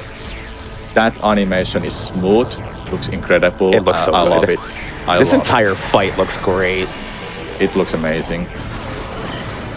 So, Metroid Prime's gonna have different phases that are only weak to specific beams. This first one is consistent. It starts with power beam and wave beam in either wave beam or power beam order, but those are the first two beams that the fight starts with. Then the next phase is gonna add ice beam. Then the next phase adds plasma beam. And on the final base, it's random, but it's also in a specific order. You can force it. It's like a wave beam, plasma beam. You can do like that. You can force it, or you can just have it randomly change the weak point. Preferably, you want ice beam or plasma beam. Ice beam and plasma beam combo. Nice. This was a great hit. I like it. In general, plasma or ice is the best thing to get here. I think plasma's in this game a little bit slower than ice is, but ice is easily the hardest beam to actually hit. Yeah, ice is slow. It's hard to hit, and it's a slow weapon combo beam. You have to practice a lot to be able to consistently hit ice shots. But when you do, Metroid Prime dies very quickly. It's just a lot of skill to get up to there. You could do this too. I'm so mad. Why do I not know these things? I'm so mad. I'm so angry. Why do I not know this? I got a missile shot too. Hey, like I said, they're learning something new today. If you came to the event and this was like a race, like on stage, I would have went crazy. I would have went crazy. You can do that too? Hey, here's plasma beam, and it's done. Yeah, plasma does so much damage. Casual mode is so fast too. There's a lot of I don't want to call it controversy, but like complaints that speedruns are done on casual mode, but you could just not play on casual mode. We have leaderboards for every difficulty. It's just casual mode happens to be the fastest one. Yeah. If you want to play hard mode, go for it. I mean, it just takes longer. Yeah, it's just longer, harder. You might have to get more missiles, E-tanks, and it will be a slower run compared to normal mode or casual mode. No, I can't get over that animation. It's so good. Yeah. The reflections on Samus's suit too, like all of this is amazing. Yeah. This is a Switch game. This is a Switch game. It's a Switch game, yes. Oh yeah, I think yes, we didn't mention about this. We can actually do this. We can force some Metroid Prime to do that attack animation all the time. You pretty much have to do it when you get wave. It takes so many wave shots to get to the next phase. This is actually an interesting combo. Wave beam and a plasma beam. Yeah. We probably have some time for donations before the final stretch, right? Yes. Alrighty then, we have $53.41 from Major the Mage, who says, I got primed for Prime and joined the Prime bandwagon to donate Prime dollars and Prime cents. Thank you, Major. $23 from Superfluff, who says, been watching for years and now wanted to donate for the first time during one of my favorite games. Good luck and prime it up. Datfu Gamma says, with a $50 donation, I love GDQ and all the cute folks involved. Metroid Prime is one of my favorite games, and I'm happy to have caught it get played by the amazing Samura1man. Happy running, all. We also have a $151 donation from Aaron, who simply says, Prime for Prime. Shout out to Aaron Explosives. Shout out. All right. We have Metro Prime. Oh, sorry. Keep going, Oh, please. no, you're fine. We have a $10 donation from Naira, who says, great to see Samura1man at GDQ. Love your tutorials. Good luck in your run. Greetings from Chile. So we got Metroid Prime Essence now. This fight is a lot harder in this version. And by harder, I just mean longer and a lot less controllable. So it's going to drop pools that are going to let Samu use hyper mode to actually do damage. And he's going to attack Essence in a particular way that will allow him to skip as many phases as possible while still doing a lot of damage. If he was just to like sit in the pool and like shoot a bunch, Essence would then go around and like fly around the room, you know, take the scenic route, look at everything before deciding to drop a pool. But with, you know, precise timing, he can actually make it drop pools consecutively until we can get to the end of the run. Time is going to be on when the final cutscene starts also. Which should be pretty soon. I don't know if he wants me to say it or if he'll say it. Kind of I can say it. Okay. This might be for bull fight. It just depends on this part now.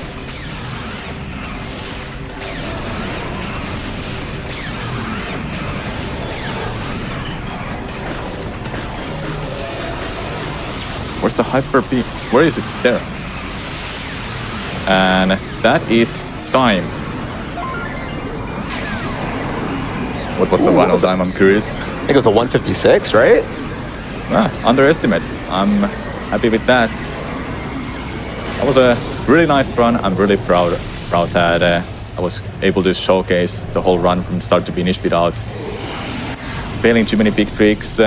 Join the out of bounds. It's a fantastic game. I love Metro Prime. You should play it. It's on Switch. What a miracle. It's on Switch, it's on GameCube, it's on Wii. Yes. No excuses, play it. You should play it. It's $40 as a remaster. Thank you for having me once again, GameStone Quick, GDQ. And I would say good luck for the rest of the event. And I hope you enjoyed the run. I'm on Twitch, YouTube, same nickname like you see in layout. I hope you'll be checking it out. My streams. I don't stream just Metro Prime. I stream Zelda, Mario, anything that I love to play. Thank you for having me. And now a new star shines in the universe. GG for that amazing run, Samura1man. That was fantastic. Wenticles agrees with a $37 donation and says, I just turned 37 last month. In celebration of being back in my prime, I'd like to share the love with an acceptable donation. It's great to see one of my favorite games of all time being run at GDQ. Good luck with the rest of the run. Less than 3. And Gwetical, happy belated birthday. But with that, we will be right back.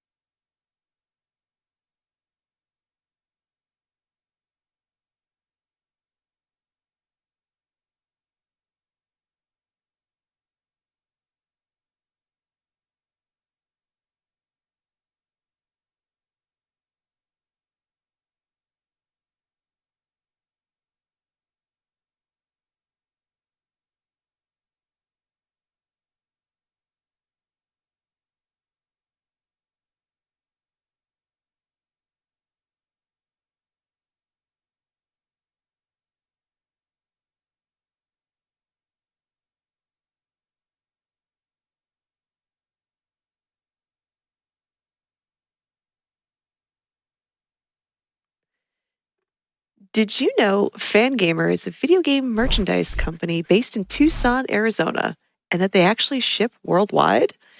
Also, 100% of the profit from sales of GDQ merch through SGDQ 2023 benefits MSF directly. So if you want to see that full lineup, head over to fangamer.com/GDQ. And honestly, if you haven't seen some of that merch, it is absolutely fantastic. So definitely check it out. And remember, all proceeds go towards MSF.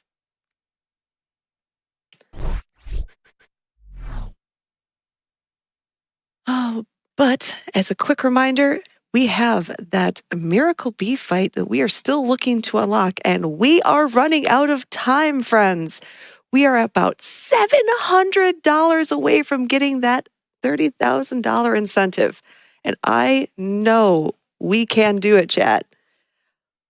Unfortunately, though, my time at the host desk is done for GDQ. I've had such a great time, and you are being given the great host of Nicole Goodnight from here on. So again, I'm Oscar424, and stay cozy, stay hydrated, and chefs, you are all amazing. Take care.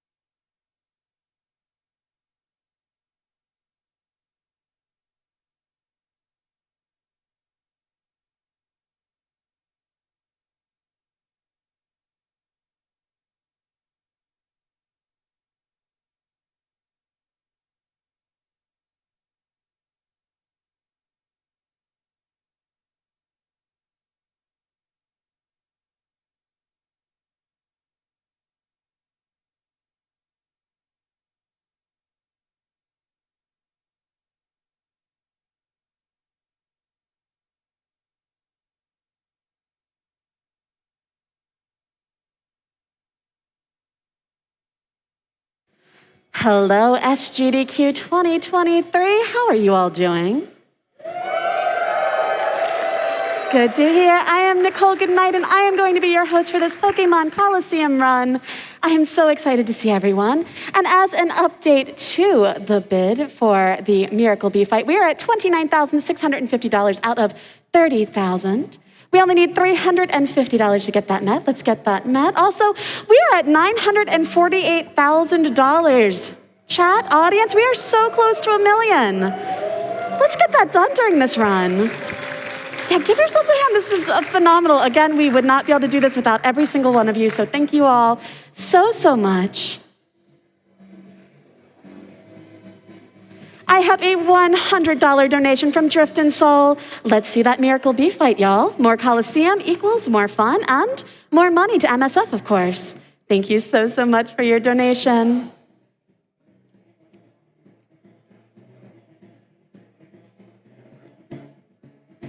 I have a $10 anonymous donation. Pokemon Coliseum is the reason behind my favorite Pokemon, Espeon. I'll be cheering for Swiftaloo, who provided that beautiful Espeon and Typhlosion artwork. Let's get that Miracle Bee fight. We are only $75 away from that now. Thank you so much, chat and audience.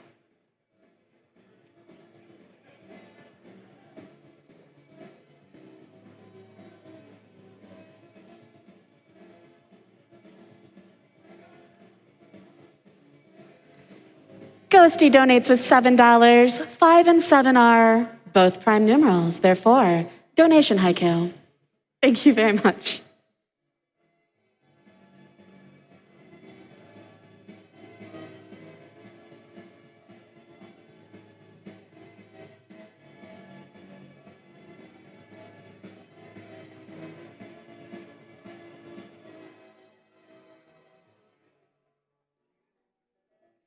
I'm already seeing some amazing donations coming through for your favorite Pokemon. If you've got a favorite, feel free to let me know in a comment. I have $38 from Odin Frost, a Pokemon game. That means Dex donations. So here's $38 for Alola Ninetales, the bestest of foxes. Now let's get that Miracle Bee fight, which we did just hit. Yeah, let's hear it. Thank you. You all are so amazing. I have $100 from Yumi Force. So proud of the sparkle and the dope community he has cultivated. Thank you so, so much. And with that, let's go on over to Swiftaloo and Sparkle with Pokemon Coliseum Any% Race.